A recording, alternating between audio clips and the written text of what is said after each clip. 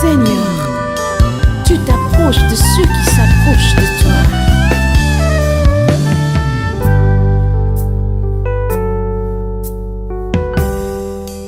Je viens auprès de toi, je viens devant ton trône pour te donner mon cœur. Fais de moi ce que tu voudras. Je viens auprès de toi, je viens devant ton trône pour te donner mon cœur. Fais de moi ce que tu voudras. Car tu es Dieu, tu es Dieu, Car tu es Dieu, car tu es Dieu, tu es Dieu tout-puissant. je viens Auprès de toi, près de moi. fais-moi ce que tu voudras. Car tu es Dieu, car tu es Dieu, Tu es Dieu, car tu es Dieu, tu es Dieu tout-puissant. je viens auprès de toi, Près de moi, fais-moi ce que tu voudras. j'ai entendu dire, tu guéris les malades. J'ai entendu dire, tu changes les situations. J'ai entendu dire, tu brises toutes les chaînes. Me voici devant toi. Mon cœur t'adore, Mon cœur t'adore, mon cœur t'élève. mon cœur t'adore, Jésus. Je viens Auprès de toi, près de moi. fais-moi ce que tu voudras. Mon cœur t'adore, oui mon cœur te loue, mon cœur t'élève, mon cœur t'adore. Comme Anna, je viens près de moi. Fais-moi ce que tu voudras. J'ai entendu dire, tu guéris les aveugles. J'ai entendu dire, tu bénis les orphelins. J'ai entendu dire, tu brises les montagnes. Me voici devant toi. Mon cœur, oui mon cœur t'adore, mon cœur t'élève.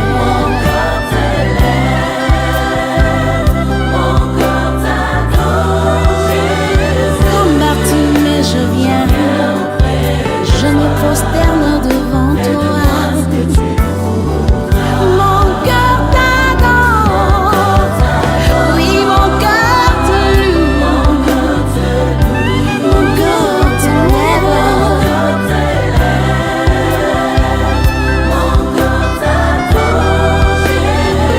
Je viens devant toi, près de moi. J'ai entendu dire, tu délivres les captives. J'ai entendu dire, tu opères par le feu. J'ai entendu dire, tu es le chemin, la vie, la vérité. Me voici devant toi, Yahweh. Descends ta gloire, descends ta gloire, Yahweh. Dans nos maisons,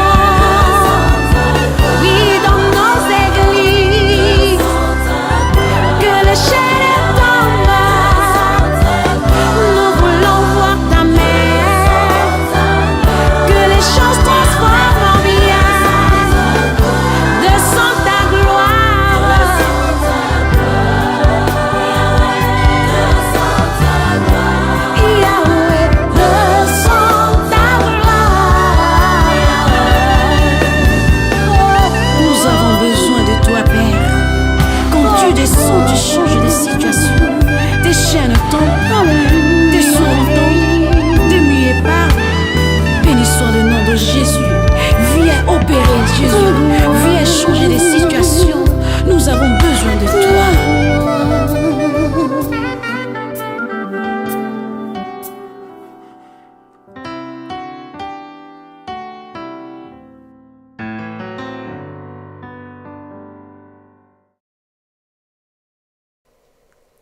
Hello, hello. Welcome to Talk to Me after quite a break.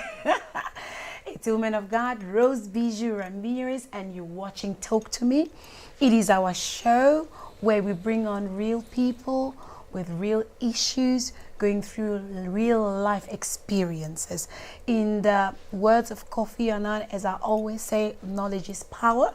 So it's good for us to get informed about issues, about topics, so that we will know how to navigate life properly and live a better life. So we are here to help each other. You help me, I help you. We understand things better so that we will have a good life. Well, not perfect, but just good enough life, because when you don't have knowledge about some things, you will be lost. And as the Bible says, my people perish due to lack of knowledge. So hopefully this show will be very informative for you and for me, and it will teach us one or two things. So our topic of today is fostering and all its challenges. I know that people who are faithful followers of Talk to Me, you are here. My mommy, dearest, Mama Marcelina Ramires, thank you for connecting and thank you for sharing. I know that people who are connecting because of my guest, you are also here, but do us a favor, share the video, because if you don't share, people will not watch, they will not connect, they will not learn. Okay, do us a favor, your likes, your comments will be good. We are on Facebook, Christianity Daily Empowerment page, and we are also on YouTube as Bijoux Ramires YouTube. Subscribe, share the video, and it will be amazing. We will all enjoy this. I know that there's people from Zambia, Namibia, South Africa. You are connected. Thank you for promising to be tuned, and thank you for making this a wonderful show. But it's not just all fun and games. Sister PATRICIA Merlin, thank you for being here. Brother Champion, thank you for being here. Sister Esperance Bukasa, thank you for being here. If you connect, comment. We don't want to see numbers only.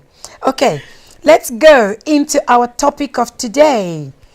Fostering and its challenges.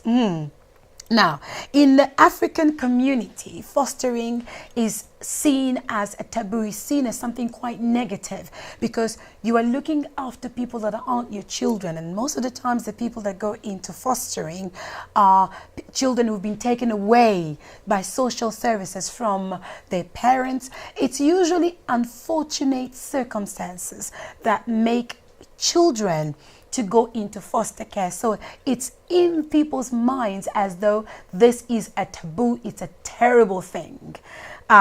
Today we want to talk about it as a positive thing. So it's a sensitive topic, but I made a few notes that I'd like to really share with you and me today.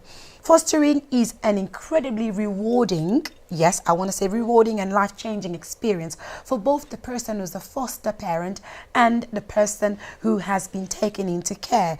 You can help bring a positive change into this person's life, this child's life specifically, because it's all about the child at the end of the day. When they are unable to live in their families due to one or whatever circumstance. Now, societal norms, societal incidents, societal events and ideas help to shape our perceptions about things that are happening in our world. So if you are told something is negative, you will stay with it engraved in your brain that it is negative. But today I want you to look that it's important to value children as special people and value yourself as a special person after this show when you decide to go into fostering. Now, people are not objects.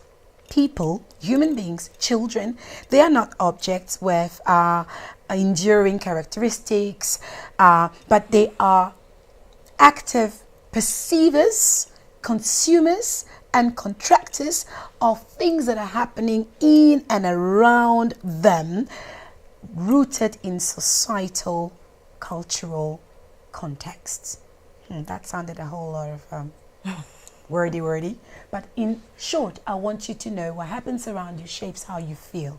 So today, we are in Talk to Me in Heaven Above Studios.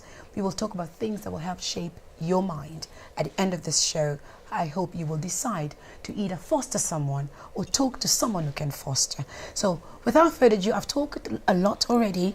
I'd like to talk to my guest. Hello. Hi. How are you today? I'm good, thank you.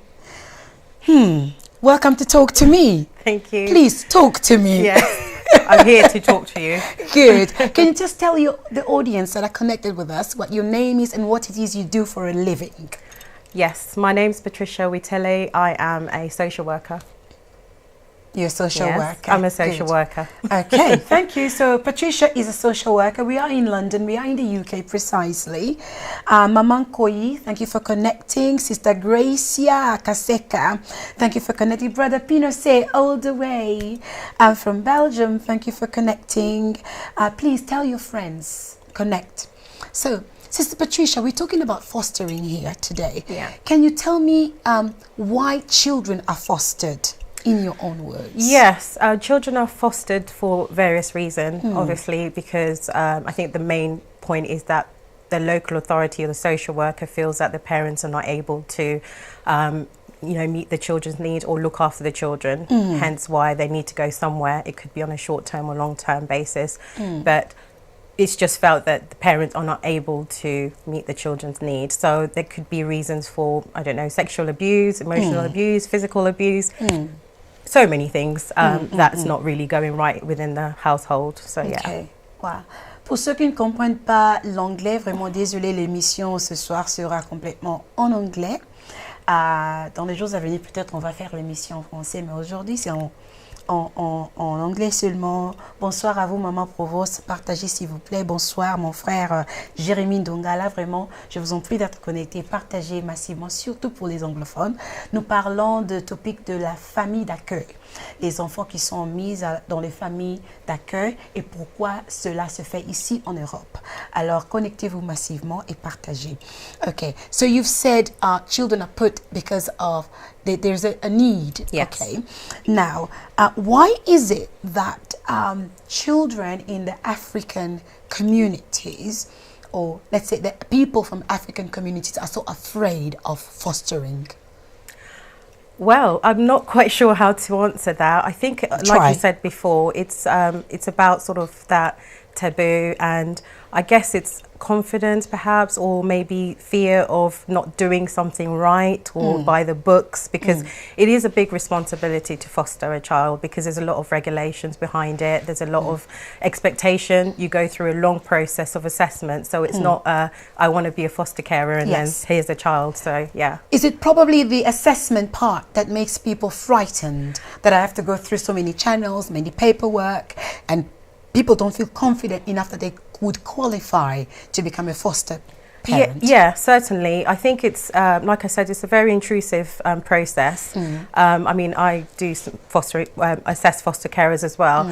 And I make sure that before I get into the fostering, to tell them this is what's going to happen. Are you happy to go ahead? Because we contact ex-partners, we do DBS, which is Disclosure Barring Service, checks. Criminal record of yeah, the person. Criminal records. You know, whoever's in the home, we check, we talk to them. So literally, I'm there like picking everything to find out what your life is, not just at that point, but sort of from when, you know, baby all the way till whatever age you are. So it's very intrusive, and I think some people, they don't like that, and sometimes they do back away a little bit. But I'm not quite sure if people within our community actually know what it means to foster. Okay, let's get into it. What does it mean to foster? Okay. I mean, I know this show is in English, but we are in England. There's lots of African communities who are connected, and hopefully they will, get what we're saying. Yeah. What does it mean to foster? Let's explain that first. Okay, so fostering, like I said already, it is a long process. So, if you're interested to be a foster carer, there is, you either approach your local authority, or an independent agency that would go through the process with you. So before you actually get to the assessment part, there will be what we call an initial visit done, where an assessor will come to your house and discuss why you want to become a foster carer. So before anybody can come to your house, sorry to cut you, do you have to fill in a form first? Oh yeah, make definitely. a phone call Yes, somewhere. yes. So if I was sitting in my house right now, I finished watching Talk to Me, and decided to become a foster carer, what would I need to do? I need to make a phone call, go on YouTube or Google, get a phone. What do I do? So there are many fostering agencies out there that you, like I said, you can foster through your local authority. So if you're living in Enfield, you'll go to Enfield and you ring up or you get a form. Yes, I mean, you can go on any local authority's website. They've got, you know, the advertisement there in terms of if you want to do fostering. Like I said, you've got independent agencies as well. So there's so many. So if you just literally Google how to become a foster carer, you will see loads. And it's just really depending on you what really comes out to you, which which one you want to go for. But yeah, so you will fill out. There is a form. So that form is, it's quite basic, to be fair, but you put your details in there with your name, you know, your citizenship, and you know, if you've got any children, ex-partner, anything that kind of would give the agency a synopsis of what you are. And then going further, they will then come and visit you and then speak to you about why you want to become a foster carer. And it's really important that you are motivated to be a foster carer, not to do it because of monetary, you know, values that it brings, but it is that you are genuinely have a caring heart. I think that's the first thing, that you know, you want to make a difference in children's lives, because if you don't, then you shouldn't really be a foster carer. I'm going to come to that much later on the show, like what do people benefit from becoming a foster carer, because I think some people may see it as a job, but it's like being a nurse. It should be a vocation. It should be a calling, because you are dealing with people's lives and not just the money aspect of it. But so somebody visits your house. What are they looking for when they're visiting your house? Are they looking at the space? Are they looking at whether you're a criminal? Are they looking at drugs in the house? What exactly are they looking for when they visit in the your initial house? in the initial visit, yes, they do look around to see if you, number one, you need to have a spare bedroom. Good. So you can't be in an overcrowded house. So a foster child needs to have their own bedroom. So if you have that space, then you know it's fine. Is it appropriate as well? Is it you have a bedroom, but if it's really boxed and there's no space to move around, that's not appropriate. So it's about the suitability of your accommodation. Also in terms of if you don't have to own your house. I think most people think, oh, okay, I have to buy my house to become a foster carer. So if I rent a house, it's my house, I'm paying for it. What are people who are on benefits or are paying, having the, you know, the DSS, they're being paid by the social services? Can they also foster as long as there's a room? Yeah, they can foster. But if you are renting, you need to get approval from your landlord, because that will change in terms of the insurance of the home. That will change in that aspect. But people who claim benefits have a housing benefit. They have a space. Like one child has gone off to school and you've got space and you can. Yes, you can. Even if you're on benefits. Yeah. There you have it, people. So if you've got a spare room, your child has gone for 3 years to university, you've got a golden heart, you want to support somebody else, contact your local authorities. But wait first, let's hear some more. Okay, now, are there any trainings involved? Oh yes, certainly. For people to become foster carers? Yeah, so there is a training, well usually 3 days training. It's called Skills to Foster. So it's quite a very jam-packed training where it's headed by somebody who's got experience in fostering, could even be a foster carer. So it's usually done in a group. You have other people going through the same process as being assessed. So you learn, you do scenarios, you talk about sort of, you know, like I said, the difficulties. So yeah, there is a training. So and as part of, actually, if you were approved as a I was going to say social worker, as a foster carer, you will have to undergo regular training as well. So it doesn't just stop at the Skills to Foster, so it carries on. You'll do safeguarding training, and that's also renewed every year. Right. Yeah. That's amazing. We're going to talk a little bit more about, you know, what are the requirements for you to become a foster carer, but I want to give my own story on fostering. you know, I'm from an African background, and I came into the UK quite young as a teenager with my teenage and much younger siblings. And then we didn't know what the country is like, being so young and so vulnerable in a new country. And we were separated, me and my siblings. So I had a 15-year-old sister and a 9-year-old brother that were much younger, and we were so used to being together. And then we were told I needed to be separated from them, and I needed to go to a foster parent. Those were the most horrible, traumatizing or traumatic 2 weeks of my life. Reason being, I didn't understand why my siblings have to live at a stranger's house when they can just live with me. But it was a horrible experience to me because I did not understand the role of a foster parent. Separation itself is very difficult for the person who's being taken into care and for the person whose child is being taken away. In my case, it was my siblings being taken away from me. It was taken for granted that I would understand that they're being given a safer house because we were in a crowded place and I was a teenager. I couldn't care for them. I came from a family background. Come on, you cook for your siblings from the time you're 12, you're 13. Who are you to tell me I'm 18 and I'm 17 and I can't look after my siblings? It was very traumatic for me, but because I didn't understand. And perhaps people need to explain clearly that they're not taking your children away from you for good. It's only until things are comfortable. I was at that foster mother's door at 7 o'clock in the morning every day for 2 weeks. So I would wake up, leave my house where I was placed with my other sister. I would knock on this lady's door at 7 in the morning. I did that for 14 days consecutively. I would sit there until she opened her door. And I would get in the house and I would be with my siblings until it was time to go to bed. I did not give her room to breathe because to me that separation was not good. I didn't understand it. So you see, it can be traumatic when people aren't clear. Sure. And for me, it was like they're killing me. Why can't I stay with my siblings? So maybe parents, perhaps they feel like that too. So what do you do to explain these challenges to make it much easier for the person, for both parties, to feel okay? Because I cried every day and I made that foster carer's job very hard. By the way, they kicked my siblings out because they couldn't. They had to give them back to me. So how do you make it less traumatizing? So each case is different.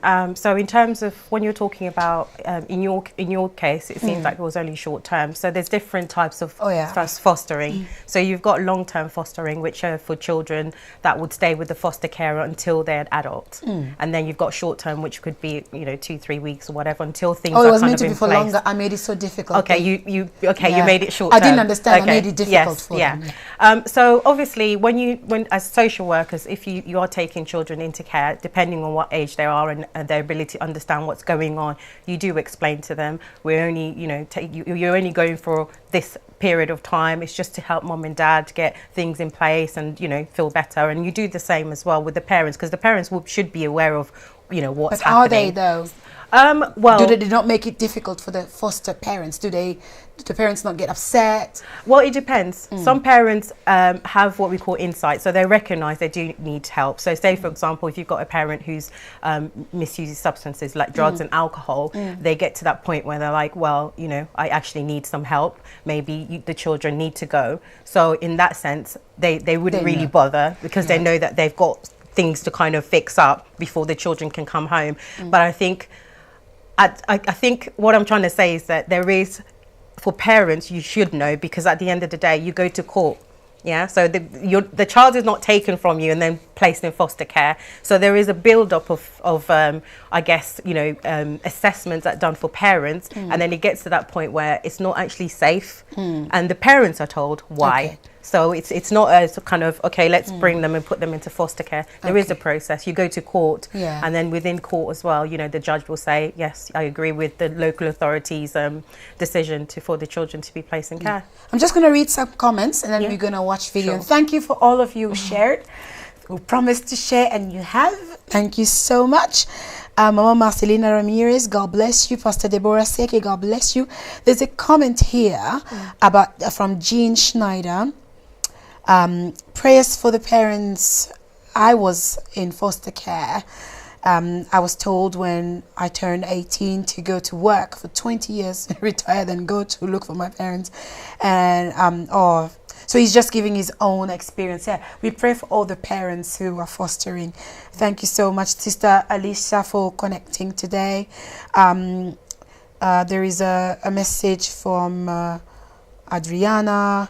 Yeah, so give us your comments, write your comments and your questions. At the end, maybe 10 minutes of the show, we will more open the line for you to call us and ask your question if you want to do it live, just the last 10 minutes. But before that, we're going to watch a video about what it is like to be a foster carer. Then I'm going to come back and talk to Patricia some more. You're watching Talk to Me. Keep sharing. I had many reservations about going into foster care. My friends were quite negative about the idea of fostering, people who knew nothing about foster care. And it's only when I started the training did I talk to foster carers who gave me the other side, and I felt much more strong and much more confident. It has been the most amazing experience that I could ever have gone through. My social worker that did my training was absolutely great and was able to give me all the information I needed, so everything was covered, so I didn't go in blindly. When you go to foster support groups, there are foster carers, social workers from all backgrounds, and it's really, really helpful to have that because you learn from each other. Some of the stereotypes people have of foster care are people are either too old, wrong ethnicity, you can't be a single carer, you can't be a male carer. Our service encourages people from all different nominations. There's no restrictions on who can be a foster carer. It provided a stable, safe environment for me to live in. I wasn't used to that at that age. It allowed me to just focus on school and other important things that I didn't have the energy or time to before. It made a big difference to, being able to be shown what a normal lifestyle looks like and a positive lifestyle looks like as well. So when you can actually see that one lifestyle was negative and this one is positive, that's when I was able to say, yeah, this was actually one of the best things that could have happened. Foster carers offer an opportunity for young people who have had a particularly bad start in life to find a place of sanctuary, a place where they can redefine the life stories that have happened to them up until that point. The benefit for me is to see that I've made a difference, even if it's the tiniest bit of difference. And you do get to see that whether it's a weekly event or years later. The advice I would give someone who's thinking about becoming a foster carer would be, can you provide a safe, stable environment for a young person? That's the first thing. Other things in terms of, people's culture, your experience and all these kinds of things, that actually comes second. If I hadn't ever... Welcome back to Talk to Me. You're watching Talk to Me, a show with real people going through real life experiences, facing real life issues. As you've watched there, those are foster carers. We're going to have another video we're going to project to you, people who actually have been into fostering. If you've had an experience with it, write us your comment and or a question that you may have, and then we will definitely try and answer it with my guest. So a lot of people are worried about the fear of the unknown, okay? Like I was in my case, new country, new language, new everything. And then I was taken away from what I'm comfortable with, which was really scary. What was going to happen to my siblings? Were they ever going to give them back to me? I didn't understand the safety reasons. They needed a bigger house, a bigger this and that. So what if the foster, what if the child is so traumatized that they don't want to stay in that foster parent's home? What would you do? You're a social worker. What would be your role in that?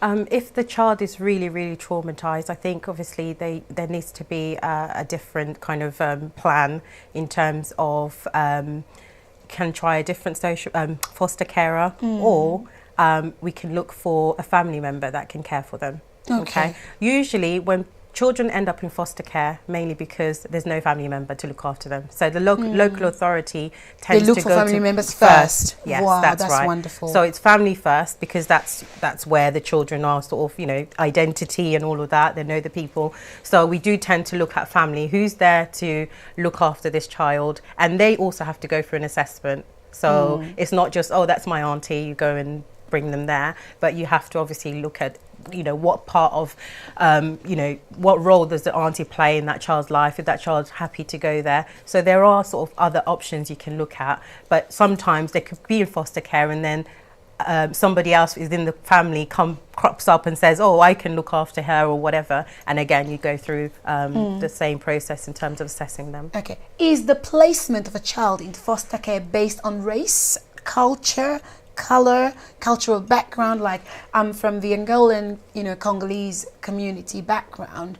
Would it have been safer for them to put me into the Congolese, Angolan space, or my siblings there? Or is the placement based on color, race, cultural background, or what is the placement? Yeah, I think number one, yes, the local authority tries their hardest to match the child with the same culture of the foster carer, but unfortunately it's very difficult to do that because there's a shortage of ethnic minority foster carers. So most of the time you get black children going to white foster carers. Yeah, why is it's predominantly white foster parents as opposed to black? There doesn't seem to be a lot of black foster parents. Yeah. Why is that? I think it's maybe it's cultural, like I said before, being a bit afraid, oh my God, like this child, the local authorities involved, I don't want to get, I think within the black community, social work, it's like, no. You don't want them in your space. Exactly. You don't want them in your space. And,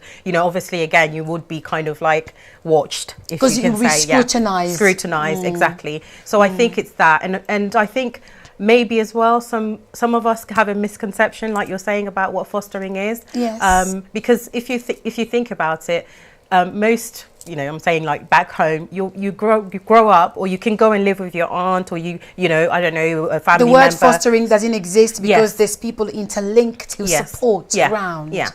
Right. So yeah. Okay. Now, is there money involved for the foster parents? I'm sure people are happy to hear this part. Are you paid to be a foster parent? Talk to me about that. Yes, you are paid. So there is an allowance. And I think it depends which agency, what area you live in, the complexity of the child's needs, your experience as a foster carer. So it really depends. It varies from, 150 a week to about 800 a week, or even more than that. So if you've got a child that has sort of, special needs, that tends to obviously be a lot more. But yeah, you do get paid, and it just depends on those things, like I just said, yeah. Patricia Merlin says, are you paid? So is it me? No, there's another Patricia connected here. Is it good money? When you say an allowance, I could be given a food allowance, a transport allowance, but when you say it's pay, people are looking at £800, £1,000. I mean, you're thinking per month I'm going to get £1,000. Already it doesn't feel like it's an allowance. So when you say an allowance, is it something just to cover the food, the transport, or? Yeah, so within the foster payment, there is, you have to pay for the clothes. So the local authority or the agency would set what that is. So not everything. So say, for example, if you're getting £150, not the whole £150 is in your pocket. So that's for you to take out for the child's clothing, child's food, and the child's, pocket money. So yeah, if you kind of take out those bits, you might be left with like, £90 a week or something. You're really putting people off now. No. I'm saying that's obviously very, very sort of minimal. But we are talking about the Afro-Caribbean people here, because the reason for this show is not to encourage the Caucasian community, because they already are aware of this. Now, money is quite an encouraging incentive for human beings as a general. Where money is involved, people are more encouraged to do work more. Now, if somebody feels I'm going to be doing a charitable job, they may not so be encouraged to do it. I don't think it's charitable. I think that's actually more than, you know, more than, I just gave that an example. Yeah, an example. Yeah. But on average, it's about $450 a week, to be fair. I'm saying like from the least to the most. So the average is about $450, £500 a week, which is quite a week. Yes, a week. Oh, yeah, it's not a month. Oh, okay, a week. Yeah. Now we're talking. I misunderstood the numbers. Yes, I hope you guys are interested. You have a spare room in your house. Give it out. You have a heart. Have a golden heart too. You get £500 a week. Maybe give and take $250 on that person. Well, that's not the only reason you're doing it, but we don't want you to spend it out of pocket for someone that you're looking after. Brings me to the next question. You know, we're talking about fostering here and all its challenges and why people don't do it, and we want you to do it. Now, each child... Oh, sorry, can I just add? Please, go ahead. Go ahead, yeah. I just wanted to add that in terms of the allowance, so your first £10,000 of earning, you don't get tax on it. So you need to think about that as well. So it is you don't get tax on the first £10,000. Now, before my next point, somebody just joined us. Her name is Mifi. And she's like, really? And Jennifer is asking a question. I want us to answer it now before we forget it. Okay. She said, what are the requirements to becoming a foster parent? I think they just joined now. Can you quickly, briefly just give us the requirements in maybe 5 bullet points? Sure. For someone to become a foster parent, what do they need? What are the requirements? Okay, just quickly again. So first and foremost, you need to love children. Love children. Okay. From which ages? Children are 0 to 18. 0 to 18. Okay, or 17. But yeah, have a pure love for children. Yes. Wanting to make a difference to a child. Have spare room. Spare room? Yes. Be stable. That's very important. When you say stable, elaborate on being stable. Okay, stable in the sense where you are stable financially, and not to say you have loads of money, but you're not like got an income. You're not in debts for like £20,000 because that's not going to work. You've got an income that's sufficient, and you also you're not moving up and down everywhere basically, because that's obviously not good for children. Good. So yeah. Wonderful. So I hope, Jennifer, you've got a few bullet points there. Have a home, have a heart. Be ready and be patient, because you'll be looking after children that aren't yours. Now, I was going to say each child's story is different and unique to them. Although many children need a foster home for the following reasons that we've said. Maybe a parent is ill, or maybe the parents are into drug addiction, so the home is not safe for them, or someone who's been through sexual abuse, emotional abuse, they need to be removed from the perpetrator's space to be safe, or maybe neglect. You know, she's a social worker, she knows more about this than me, or violence. These are all these reasons why children may be placed. But what about the children who've got special needs, a disability? Does fostering differ from them? The requirements differ for these specific children? Can you please explain a little bit on children with specific special needs? Yeah, I think with children with special needs, it's obviously a different type of requirement, in the sense where you need to have a big enough house, because if you've got a child that's got mobility issues, there'll be an occupational therapist coming in to put, I don't know, stair lifts up, or you know, the child needs to be manually handled. So you need to have that space really, because you can't say, oh, I want to look after a child with special needs, and your house is really tiny, there's nowhere for a wheelchair to go. There's no space. So there are sort of other requirements. And also in terms of I think when you're looking at foster care with special, or somebody wants to be a foster carer with special needs children, it's about also looking at their experience. Have they got any experience with in terms of looking after children with special needs? If they haven't, then it's kind of a lot harder, because you don't really know how to, you know, handle it, and you need a lot of patience as well with children with special needs, isn't it? So yeah, so it's different. I mean, it's still the same in terms of the assessment, but it's kind of a lot more deeper in terms of you being approved, really. Yeah. So what if a foster parent has a medical condition? So whilst you're doing your assessment, there are, like I said, there's a lot of checks. So if you want to be a foster carer, you need to go and do a medical check. So that's going to your GP, and they literally write everything down about your medical history. So if there's anything in there, that implicates you to become a foster carer, the GP has to write on there whether they think whatever illness it could be, if it's mental health and it's ongoing, that's not obviously. No, you don't want someone going into mental. No, then they become a child in need or need of exactly, protection. Yeah. So no, we don't. Well, I'm not saying we don't want anyone with mental health, but it just depends on what level and the impact. So the GP or the doctor would give their own opinion as to whatever alignment that person has, whether it's going to impact them on to become a foster carer. And there is actually an agency, medical. So it's basically that person is a second person that represents the agency or the local authority to kind of confirm what the GP is saying. Can you tell me about your guidance? You've got a book there. Yes. What does that book entail and who handles that? So this is for... just show it to your camera. I'm not sure if people can see this. Or is it just say it. Oh, okay. Okay, anyway. So it's called A Guide to Collecting and Analysing Information for Form F. So Form F is actually the assessment that you do for fostering. So this is for assessors like myself. So we use this as a guide, really. It's not like a Bible or anything, but it's a guide for us to help us to look through and think about different aspects of the assessment. So within this book, I mean, I scribbled all over, but you've got like different sections that looks at your family background and childhood. So like I said, it's really sort of, you know, intrusive. So you talk about where were you born, where were you raised, what was your mum like, the nature of your relationship, who were you brought up by, you know, all that kind of stuff. And then you talks about your adult life as well, including employment, any previous relationships you've had.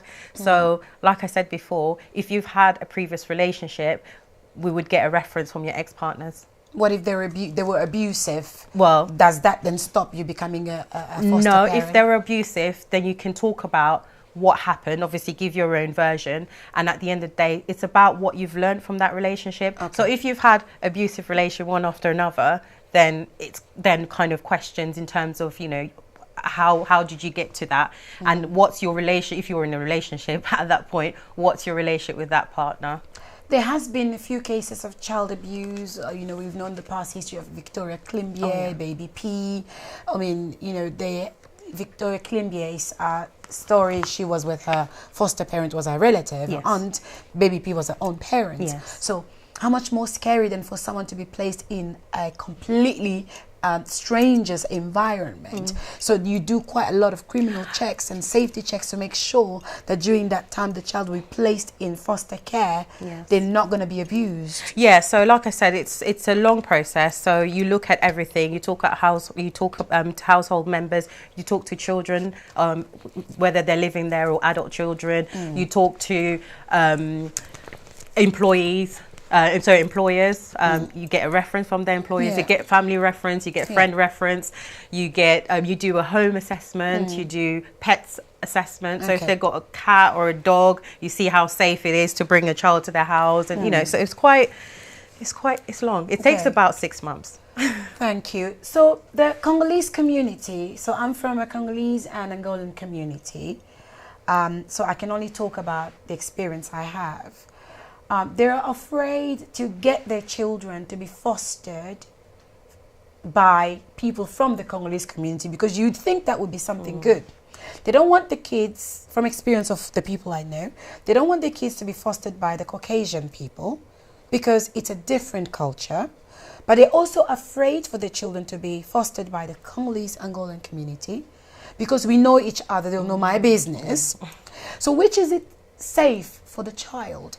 Would you want your child to be in a place where they'll eat pondu? Tu veux pas que ta fille ou ton fils soit dans un endroit où il y a pondu, où il y a matembele, que ici ka il y a chicken and chips, bien il y a suri bloni bamdeli baliaka.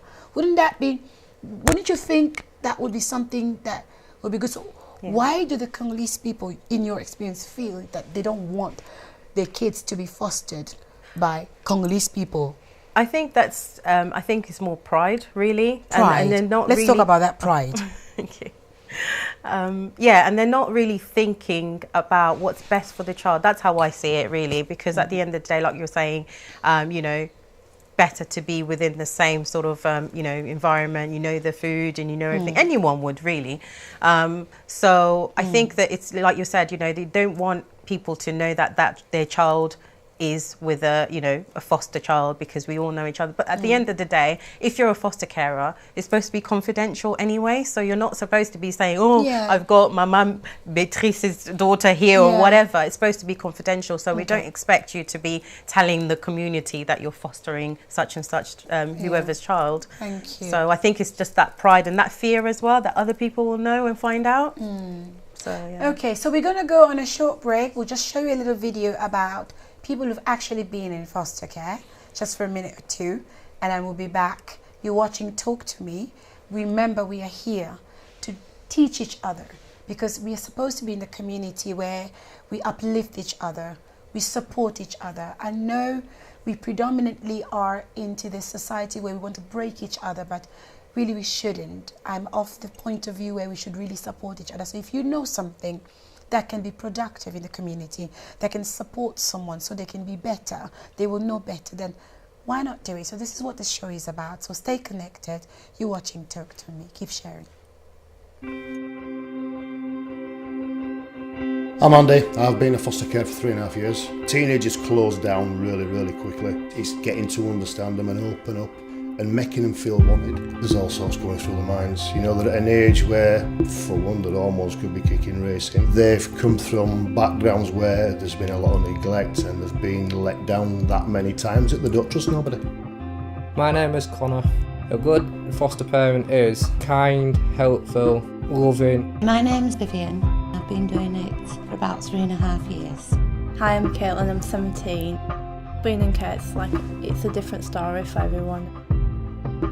My name's Sarah, I'm 17. When I was going into care, I was quite scared and nervous, didn't know where I was going or who I was with. They all come with different problems. Some come with none, but usually there's been some issues. You need to have a lot of resilience, a lot of patience, and give them the time that they need, and then eventually you'll build that relationship up. It is a struggle to get your head around. There's a bunch of feelings: confusion, nervous. A lot of young people do come with challenges, but just because they come with challenges doesn't mean to say that they're badly behaved children. They need a little bit of guidance. Invest a little bit of time in them by sitting and listening, letting them talk, express their opinions. Give them time to settle in, listen to them, but be consistent at the same time. Don't be afraid of it. There's this stigma with teenagers that people don't want to take teenagers because they think that they're all trouble. They're not all trouble. You need to get to know the personalities. You need to give them a chance. Since day one we've been here, we've been treated like family. You're like one of them. Helping you when you're in a bad way. Kids, when we don't have good foster parents like Andy, we're all over the place. It makes a big difference. Just because they're in foster care doesn't mean to say they count any less than any other child. We are there to help them. We're on their side. I'll always fight them. Welcome back to Talk to Me. Please keep sharing. We are talking about an important subject, which is fostering and its challenges. We want to encourage you that is watching, who's got a spare room, who meet the requirements that we discussed earlier on in the show, to give your space for someone who needs it, a child between the ages of 0 months to 18 years of age, or beyond, if for those who are even disabled or whatever, or even older. You can have some foster carers do have children that stay on with them until they're actually adults as well. So we are here to encourage you and me to connect and support our community. So before we finish up, there's a number that will be circulating. If you have a question, please ask us the question, ring us and ask the question. So we talked about steps and the requirements to become a foster carer. We've talked about the trainings that's involved. Yes, there was a question about training. Patricia talked about that earlier on.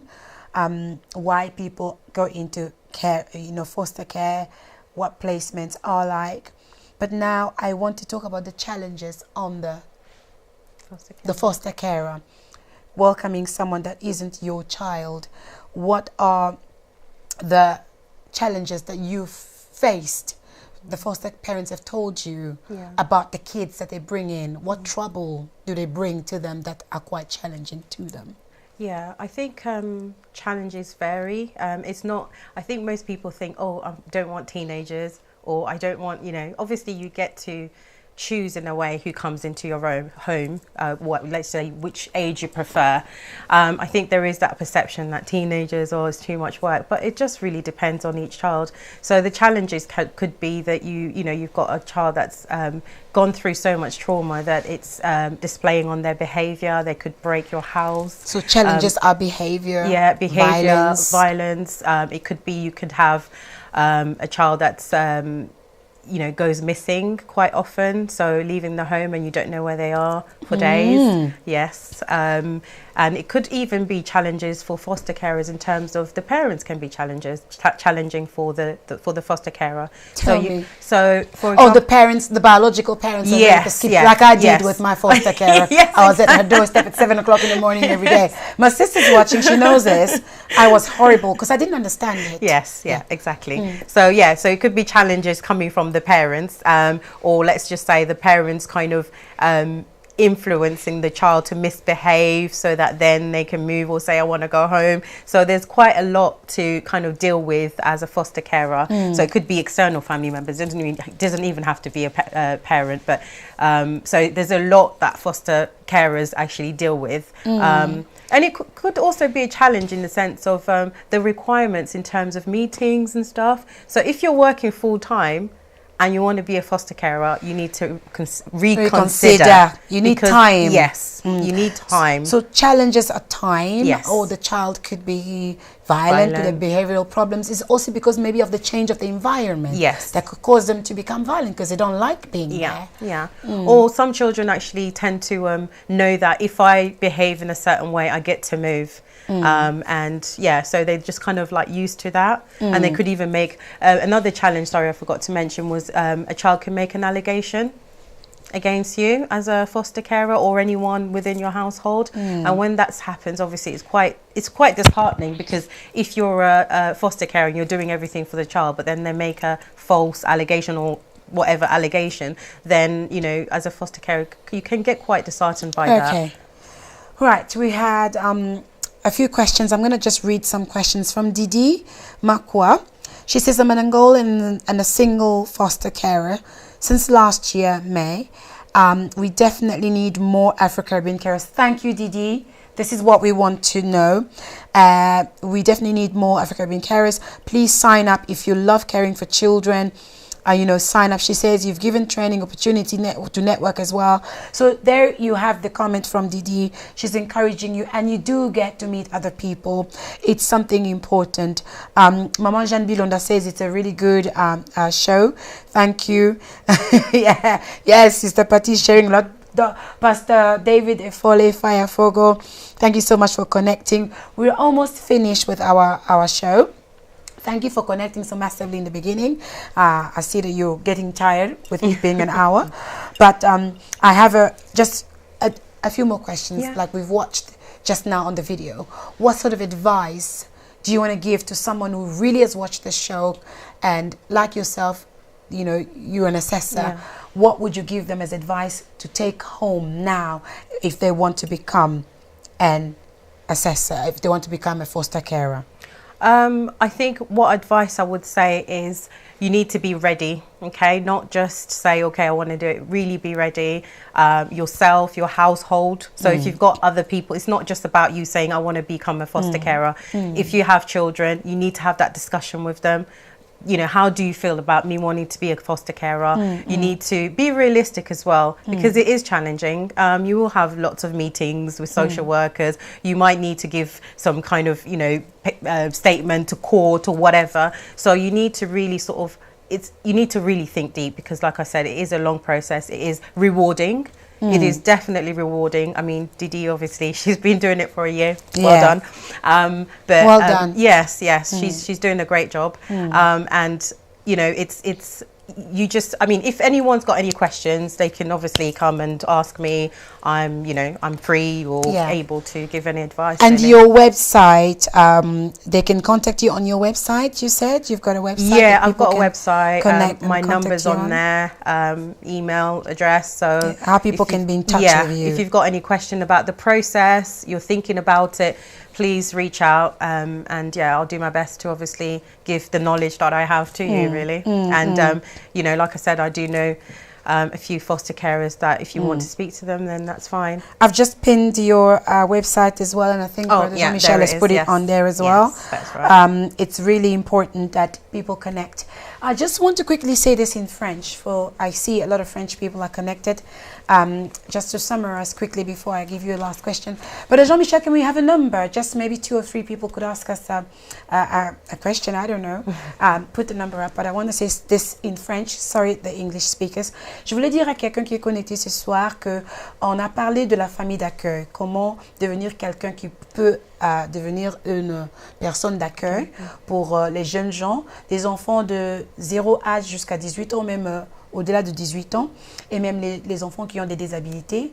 Parce que dans notre communauté, on a malheureusement aussi des cas qui se font qu'il y a des parents qui n'arrivent pas à prendre soin de leurs enfants par rapport aux droits de ce pays. Tu tapes tes enfants, ou il y a des environnements, là les enfants sont dans de violences à domicile. Alors le gouvernement enlève les enfants de l'endroit des parents. Dans mon cas, quand nous sommes venus dans ce pays, on était vraiment trop petits et c'était évident. J'étais trop jeune, selon la loi de ce pays, de prendre soin de mes petits frères et petites sœurs. Alors, on avait besoin de famille d'accueil. Mais comme je n'avais pas compris, et ils nous ont mis dans une famille là où on ne comprenait pas bien leur langue. C'était quelque chose d'étrange pour nous. Alors, pour nous qui sommes maintenant dans ce pays, nous sommes intégrés, nous connaissons la langue, comme la sœur Didi, apprenons de nous intégrer, apprenons de donner l'espace de nos maisons pour que nos enfants de notre communauté, au lieu d'être placés dans les maisons des personnes qui sont étrangers pour eux, qui ne parlent pas leur langue, ils vont être placés dans les maisons là où ils se comprennent. Peut-être alors c'est important d'apprendre qu'est-ce que tu peux faire. Il y a aussi l'argent, mais il faut avoir un grand cœur. Si tu as une maison, si tu as de la place dans ta maison, si tu as un cœur pour élever les enfants, si tu veux aider la communauté, contactez votre council, l'État, votre autorité de l'arrondissement là où vous habitez. Dites-leur que je veux devenir une personne d'accueil pour accueillir les autres. Ils vont vous donner les entraînements, ils vont vous aider. Aidons la communauté à devenir une communauté forte. Parce que là où les gens ne sont pas trop fortes, on n'aura pas de personnes professionnels. Nos enfants, quand ils viennent des familles qui sont un peu brisées, ils ne vont pas devenir des hommes forts et des femmes fortes pour la société de demain. Alors, je voulais juste dire ça en français, bref, parce que l'émission, c'est en anglais totalement. Just to quickly sum up, we are here to support one another. I gave always this illustration. When you bring someone down, you are in a downward position. So I'm going to really illustrate. So if you stand up where you are in your house, or you're sitting up in your bed, just think when you're bringing someone down, physically, you need to bow. You need to lower your hand. You need to lower your head. To bring someone down, it's a physical downward movement. Spiritually, it's the same. Emotionally, it's the same. But when you're bringing someone up, physically, it's an upward and upright movement, mentally, spiritually, and physically. So that means if I'm bringing someone up, I am bringing myself up. If I'm bringing someone down, I'm going down with a person. It's just the way things are. We don't think about it logically, but try and think about it logically from today. When you bring someone up, you bring yourself up. When you bring the community up, you are bringing yourself up. So this talk show is really to give us the knowledge that we need to bring all of us up so that together we are much stronger. So if you've got a space, you want to become a foster parent, contact Sister Patricia, contact me. And if you've got something important you want to address to the community, you've got a business that you think will be helping the community, why not? Contact us. Knowledge is power, and the more powerful we are, the better people we will become. So that's the whole motto I've got in life, really. That's the psychology in me beginning to talk soon. But anyway, so Sister Patricia, any last words for people who connected today before we end our show? This is where we're going to end up. Advice, last words. Yeah. I don't think anyone has called. 1 or 2 questions, people, while Sister Patricia's talking, please call us. We want to hear from you. We read your comments. We want to hear from you. Ask me any question. Ask Sister Patricia any question. Yeah, go on then. Yeah, I think I'm here obviously representing the social work profession, and I think I've mentioned it before on the show. You know, reach out if you're going through anything, you don't know anything, and you want questions answered. Anything to do with social work, just reach out to me. I'm not charging anything. It's a consultation. We can have a discussion, because I think that, again, within our community, we don't quite know how things work, what the laws are, what the thing, you know, how things are in the society. So if you are going through any difficulties, or even just things are boiling up and you don't know what to do, please reach out. My website's there, and I've got my number, my email. Please do so. Because like you were saying before, knowledge is power. So it is indeed, yeah. Okay, I'm gonna just round up. I feel you guys have probably heard all that you wanted to hear. Vous n'avez pas posé des questions, alors on va terminer cette émission. You've probably heard everything you wanted to hear, but I want to encourage you again. You see, in the past, the African or ethnic minority would complain about there not being space for them in the community. I am in England, and I can tell you, if you've studied, the doors are open. There are many doors that are open to a lot of us. We need to remove this stigma that we are Africans, we are black, we are ethnic minorities. We can do anything and become anything we want. Let's remove old stigmas. Let's remove old mentality. Go and study, and if you're in a place where you can help your community, go ahead and do it, because the more of us that are in the fields, I mean the Congolese, the Angolans, the Nigerians, the Ghanaians, the more of us in certain fields there are, the less daunting this field will become, and the more tomorrow's generation will be more blessed, you know, empowered to do better. So this is where we're going to finish with this show of today. God bless you, Dan WITELE. I said that with a big accent, Dan WITELE. God bless you, Mama Marcelina Ramires, Jeremy Dongala, God bless you, Mama Jean Bilonda, all of you that connected today, Sister Lisa, God bless you. But I'm doing this work. I'm not charging anything. When I come on the studio, I don't charge anybody to come here, Sister Patricia, but I pay to come here. As you see, this Heaven Above studio is beautiful. Brother Jean-Michel and Sister Grace, God bless you for this wonderful space that God has given you. It costs money to maintain the cameras, the lighting, and to have this beautiful space. So I am paying to hire this space. So if you ever feel it in your heart to sponsor this show, feel free to do it. If you want to encourage me by sharing this video, liking my YouTube channel, sharing my Facebook page, go ahead and do it. It's a way of supporting me, and together we can become stronger. If God lays on your heart to give a £10, £20, £30 to support this space, please do so, and God will bless you. Talk to Me is for real people undergoing real issues, having real life experiences, and we are here to empower each other. With that being said, I have a ministry, Empowerment Ministry of Christ, which we have started. We gather every Sunday from 4:30 to 6:30. If you have no place to pray, we were inviting you, please, please, please come. Starting this Sunday from 4:30 to 6:30, we are inviting you. It's in Enfield Baptist Church. Enfield Town is your nearest train station. Having a religion, having God in your life, or someone up there that you believe in, lifts up your spirit, it gives you the discipline and the love that you need. We need people with hearts of gold who will go out there and do good by us human people. And being encouraged in the Word of God is also one of the ways that we can help each other, empower each other to become better people. So by all means, join us and pray with us in our ministry if you have no place to pray. And it's led by myself, and you are more than welcome. God will surely bless you. So it was a long 1 hour. We thank everybody that connected today. Can we just say goodbye to them? Yes. Have a blessed rest of the week. Have a blessed rest of the end of the month and a new month that's coming up. Have a blessed new month and God bless you. Bye-bye. Thank you for watching. Thank you for watching. Bye.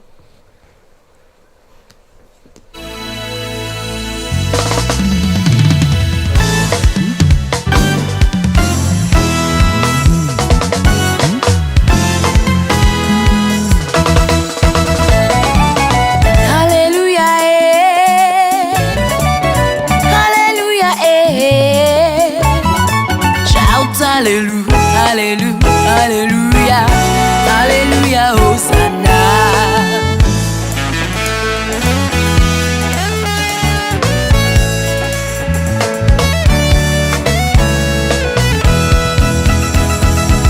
He has made me glad, oh, he has made me glad.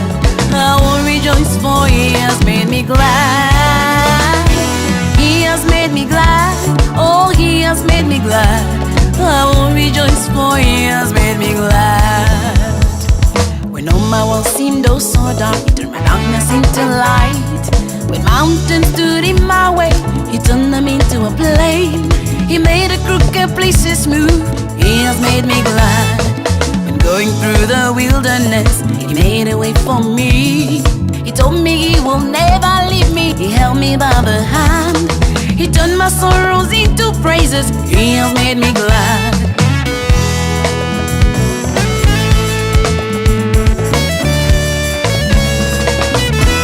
He has made me glad. He has made me glad. Oh, he has made me glad. I will rejoice, for he has made me glad. He has made me glad. He has made me glad. Hallelujah. Oh, he has made me glad. I will rejoice, for he has made me glad. Lord, receive.